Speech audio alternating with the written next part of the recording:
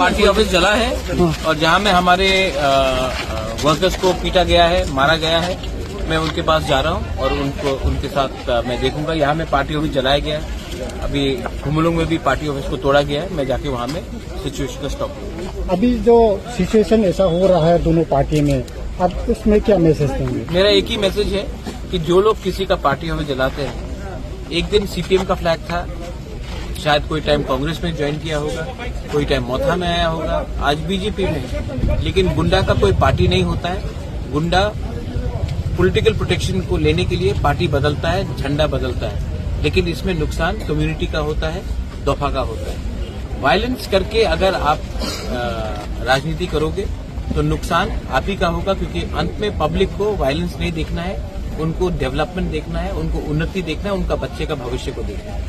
तो मैं यही बात बोलना चाहता हूं कि पॉलिटिकल प्रोटेक्शन के लिए कोई गुंडा पार्टी बदल ले और वो पार्टी के नाम में वायलेंस करे, पब्लिक उसको 2025-2026 में कभी एक्सेप्ट नहीं करेगा।